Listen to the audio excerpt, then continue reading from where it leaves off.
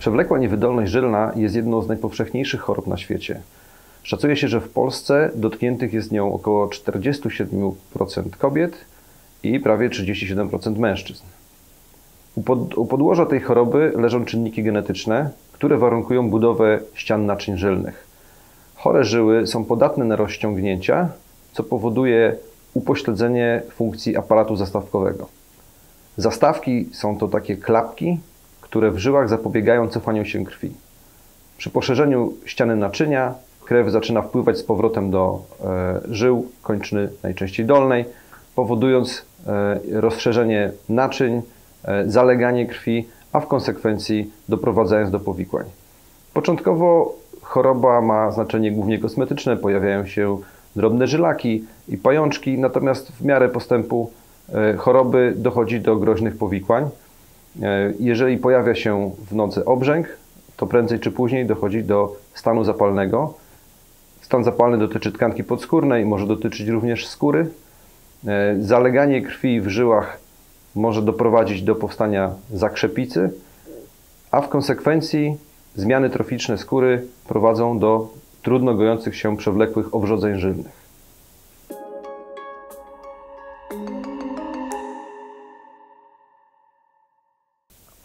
Ponieważ przewlekła niewydolność żylna jest uwarunkowana genetycznie, więc nie istnieją w 100% skuteczne metody jej profilaktyki. Wszystkie te sposoby mogą co najwyżej spowolnić pojawianie się objawów. Podobnie jest z leczeniem farmakologicznym. Większość leków, tzw. na żylaki, to suplementy diety i w leczeniu niewydolności żylnej z reguły są nieskuteczne. Z kolei leczenie zachowawcze sprowadza się do noszenia wyrobów kompresyjnych, czyli ciasnych pończoch, co dla pacjentów z reguły jest bardzo uciążliwe. Jedynym skutecznym sposobem leczenia przewlekłej niewydolności żylnej jest leczenie operacyjne. Najstarsze zabiegi, które są wykonywane już od przeszło 100 lat, polegały na wycięciu czy wręcz wyrwaniu niewydolnych żył. Natomiast obecnie dysponujemy całą gamą mało inwazyjnych i bezpiecznych zabiegów, które polegają na zamykaniu tych żył wewnątrz ciała, bez konieczności ich wycinania.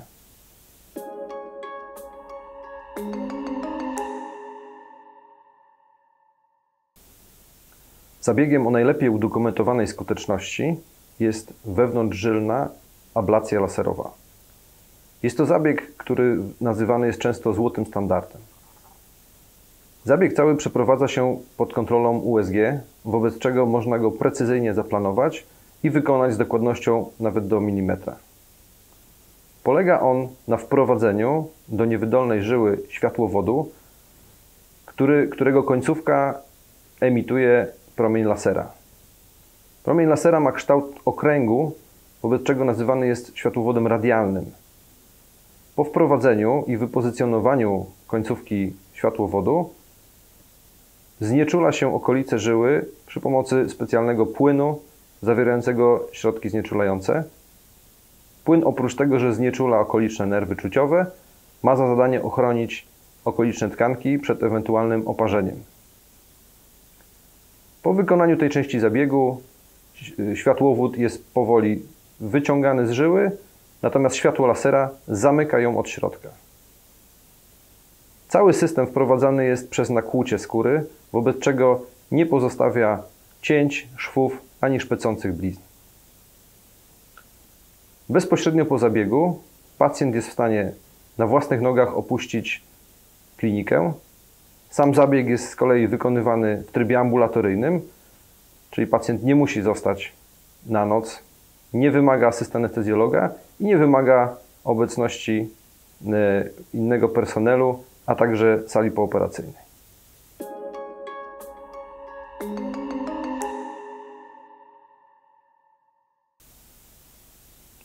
Zabieg laserowej ablacji wewnątrzżylnej jest zabiegiem bardzo mało inwazyjnym. Powikłania zdarzają się wyjątkowo rzadko i najczęściej mają charakter przejściowy. Bezpośrednio po zabiegu pacjent opuszcza klinikę na własnych nogach, może wrócić do domu i wrócić do normalnej aktywności fizycznej. Przez około 2 tygodnie powinien nosić wyroby kompresyjne w postaci pończoch lub podkolanówek, które zmniejszają dolegliwości i przyspieszają rekonwalescencję. Po zabiegu nie pozostają najczęściej rany, więc nie ma konieczności usuwania szwów. Leki, które przyjmuje pacjent, składają się z leków przeciwzakrzepowych w standardowych dawkach profilaktycznych i doraźnie leki przeciwbólowe, ale najczęściej tylko w początkowym okresie. Mniej więcej po miesiącu od zabiegu można rozpocząć z kolei leczenie drobnych naczyń, które ma już bardziej charakter kosmetyczny. Robi się to przy pomocy skleroterapii bądź przy użyciu lasera przezskórnego.